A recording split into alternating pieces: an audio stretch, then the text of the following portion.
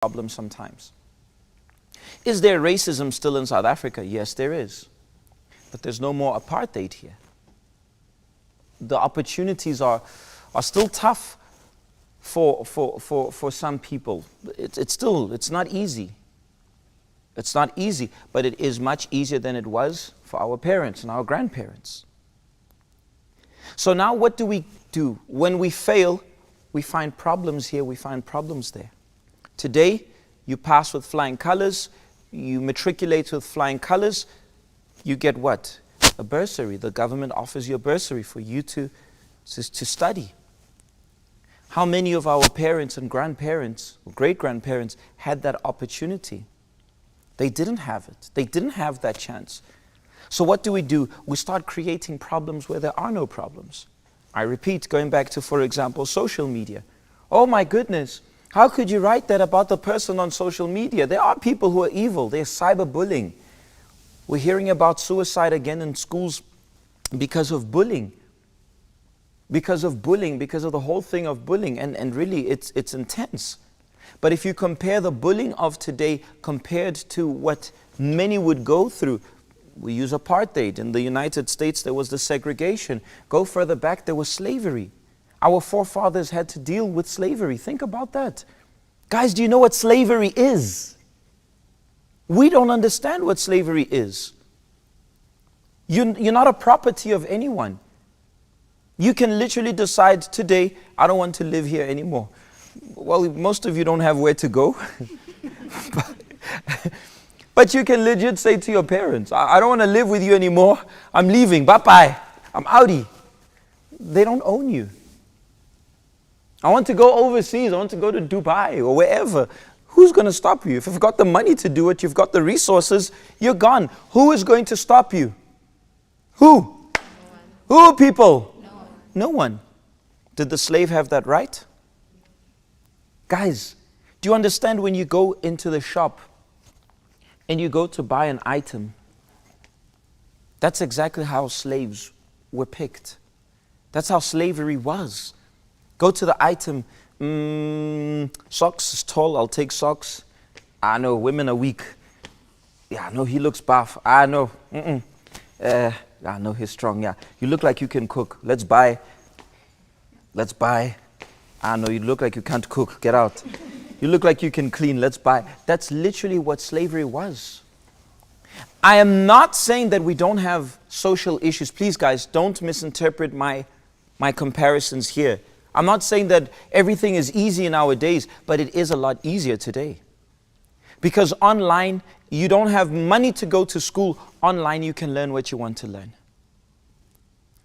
PJ, I'm struggling. I want to learn this here. Go on YouTube. You can learn whatever you want. I've shown you guys this before. I even did it one day in the Bible clock. I did it live, showed. You want to learn how? You want to learn how to do hair? You can learn. You want to know how to cut hair? You can learn. You want to know how to apply makeup? You can learn.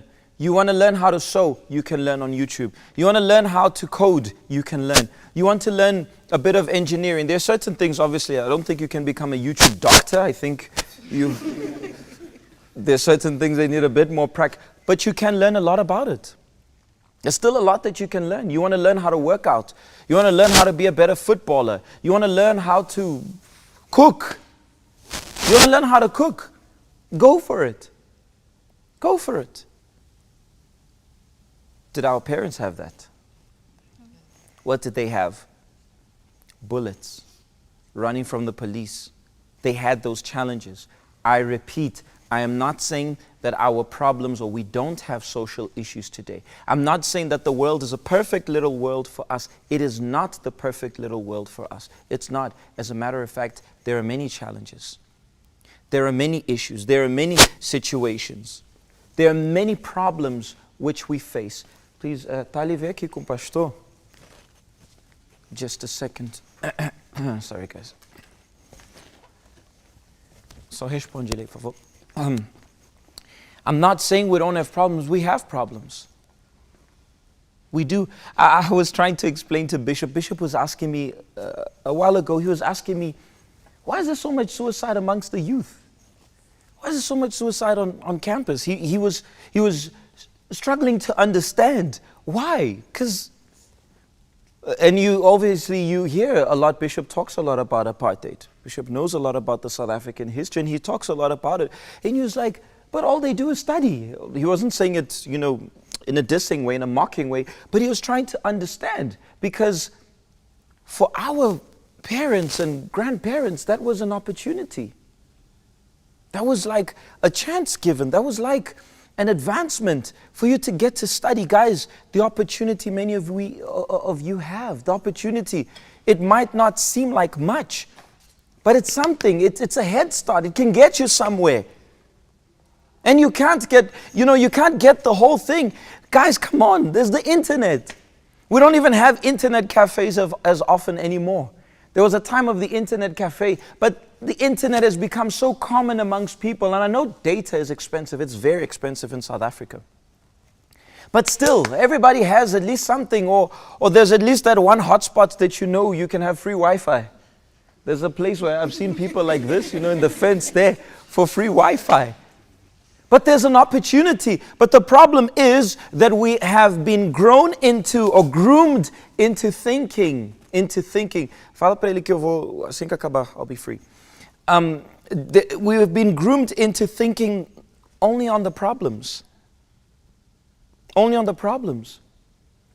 Because the fact is, the world will never be perfect. My people, do you want to have the perfect world? Die and go to heaven. But die with salvation, obviously. Die without, you make things worse. But you want to go into the perfect world. Die and go to heaven. That's the only perfect world. Because here on earth, there will never be that perfect world. It won't exist. It's inexistent. Non-existent. But there are things which have been made easier. Technology being one of them. Imagine. I remember I went to Emperor's Palace the other day with Talita, and I saw that public telephone of Telkom. Some of you have never even used it. The one where you put the coin. Some of you have never used it. Some of you, when you look at it, you'll be like, what is this? They left what is this? What? That's a telephone we used to use. I remember when I was younger, my parents would use that to call my grandparents overseas, my family overseas. My parents would use that. And sometimes they'd buy the card. There was the card as well. You'd buy it, 20 rands, you put it there. And you had to talk quick because it was calling overseas. And I talk quick. And there were 4 of us. So I was like, pass on. Okay, you're going to talk to so-and-so now. Hello, Granny. How are you doing? The other one's like, quick, I want to talk to Granny because the thing's going to finish. It was expensive. Today, my Granny sends me WhatsApp voice notes. Hello, my grandchild sends like 5 minutes long voice notes. What's she sending, eh? How much easier. I don't depend on anyone. I don't have that hassle. But today, families are more divided than back then. Today, families are more divided than it was back then. Back then, marriage was promoted. Today, marriage, it's suicide. And I'm going to take a day where I'm going to chat to those of you at a certain age about this, because I was chatting to the mentors one day, and one of our mentors even said, PJ, it is often depicted as marriage can be hell. Guys, the best years, toughest as well, not because of my marriage, but because I grew, I matured, I'm older. The best years of my life has been my marriage. Has been the best. But if I take the rubbish which I find on social media and bring it into my life, bring it into my marriage, I'm in trouble. I'll destroy my life. I'll destroy my marriage. Less than a year, Talita and I will be divorced. She'll leave me or I'll leave her, because that hell will destroy us. So those are some things that we have to go old school. When it comes to marriage, I go old school. So I need you to understand that the world today programs us as youth to look at the issues, the problems. Oh, you know why you didn't get that job? Because Mapule is the boss and her sister is Omega, and there you're never going to get in. Now people just create an issue. No, you see the problem, there's a scheme going on. And these things do happen. These problems, these issues, these social issues do happen. But I go back, compare corruption today with slavery. Compare it. Compare it with the apartheid system. Or go rewind further back to slavery. Imagine. Guys, do you know how revolting it is to think that you're a property of someone? You're a slave. Even in the Bible, it would teach how slaves would have to behave. Obviously, that broke out. God taught how each master, even the master, how to treat. Because it was such a common system in those days. It was a common system amongst humans. Of course, those who were of God would not treat them like slaves, like properties, but they would be servants. Imagine a king. Back in the days, a king who just look at someone and say, I don't like you, kill him. The president today doesn't have that power. The president doesn't have that power. There's always the opposition who's going to be like, no, even if he's good or bad, but there are countries, obviously, that things are a bit more. The exceptions, guys. But now we're talking about South Africa. Let's look here. But that's a fact. So why are we looking at the issues? Why are we so soft? The problem is here. The problem is here. The best people are the ones who will tell you what you need to hear and not what you want to hear. I'm here. I'm always going to motivate you guys. I'm never going to put you guys down. But it is also my duty and the duty of your mentors to correct you, to remind you of the track, or you're going off track. Usually when someone starts and says, I want to be serious in my journey, I want to be here in the YPG, I want to take things serious, usually I'll say to them, we're going to be on your case. Are you sure? Are you sure about this? Because we're going to be on your neck. No, PJ, I'm in. Because when you do right, we'll be proud of you. We'll remind you, that's it, keep going. Sometimes we won't say keep going, we're just going to watch you. There are moments where we will do that. But when you do wrong, we will come for you. What? What did you do? We're going to come for you.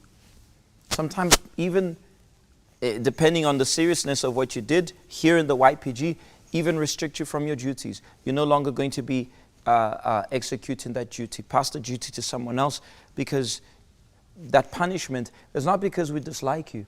That punishment is for you to always remember, when you think of doing that, I'm not going to do it. A very interesting interview I was watching of a man. He was speaking about his dad used to beat him when he was a child. Now, I'm not here to say beating is right or wrong. Please, I'm not a father.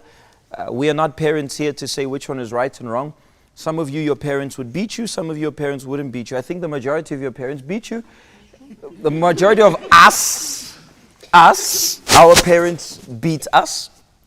The majority of us. I always joke with my parents used to beat. What? Woo! I know those people. They would come for it. What? I always tease Talita. I'm like, you barely got it. She got a beating once in her whole life. And then I always say to her, that's why you're like this. That's why. What? I would get it. My sister and I, the two of us, what? And the more you run, the worse it is. And you make sure to cry. You don't cry. Ha! You guys know how it is.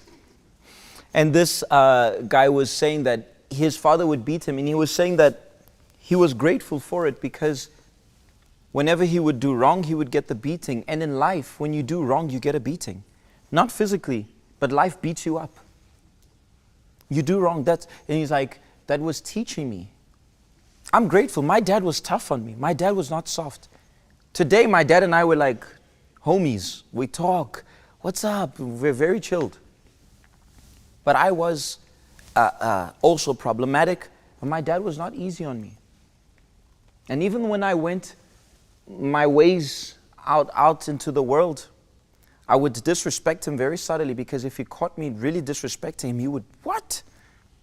I knew how far I could go because he would get me. My dad was not afraid to show me flames.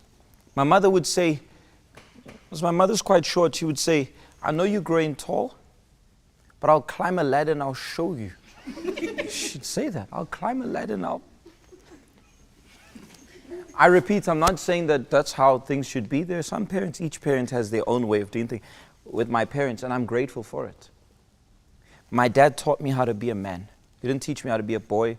He taught me how to treat my wife. There was a day I was in the car, we were driving, and the car was on loudspeaker. I started to complain with Talita because of something. My dad told me off. I'm like, oh gosh. And obviously, they're always on her side. And then it's like you guys, when we have teams here, you guys are always against me. And, that's the same thing at home. It's like they were on her side. And it took me back to the days when I was at home, like, oh, here we go again. But I remember that all of that made me the man I am today. The teachings I give to the guys today, which I know that some of you guys never had it from your own father. Either you never had a father figure or you lost your father at a young age. Doesn't matter. But I'm passing to you what I was taught by him. Because one day you're going to be husbands as well. Assistant Kolisi, he's a husband.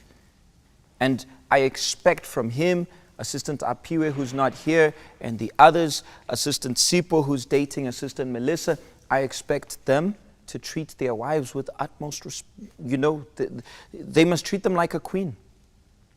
Because that's how I learned. That's how my dad taught me. A woman is. The other day I was in Soweto. I was upset Sunday.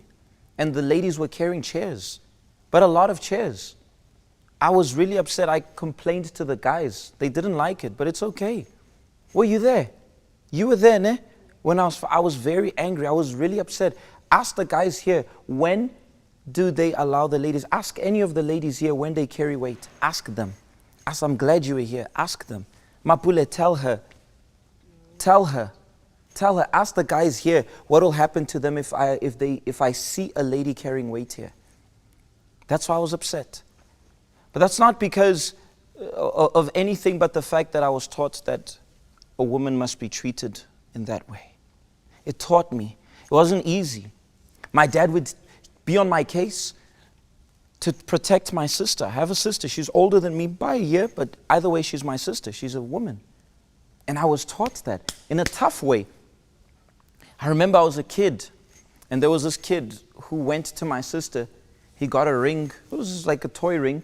And he went to her and he said, I want to marry you. I don't know if he was joking or what, but I know that when I got home, I got a beating. Because my dad turned to me, he's like, did you know about this? Like, yeah, they were just playing. Before I finished the word playing, yeah. But you ladies have seen me vexed when guys mistreat you. You guys have seen me sometimes when we go to evangelize, when we go places, and these guys want to come be funny. Y'all just see me standing there. The PJ, you almost see the P going out and just see the J there. Whoo, it's hard to hold myself because that taught me to respect a woman. That taught me the utmost respect every woman deserves. Tough times. They were tough times, in other words. The beatings I would get or the reprimands, the teachings were there, and they made me a better person. And until today, I get beatings in life. I make mistakes. There are things which I'm hard-headed. Life is going to teach me the hard way, but I'm going to learn. We cannot become soft. What we can't be is soft. When someone corrects you, understand that correction. Be it a teacher at school. I'm not just talking about here in the YPG. When your parents correct you, listen to them. They've lived longer. Will your teacher, will your parents, will we make mistakes? We will make mistakes sometimes. But out of every scenario, out of every situation, extract the lesson. Extract the lesson. And even when someone is being spiteful, even when someone says that to hurt you, don't allow that to go in. There are people whose lives are destroyed today because someone said something to them and they've never let go of those words. You are useless. You'll never be anything in life. And that person takes that and he keeps that.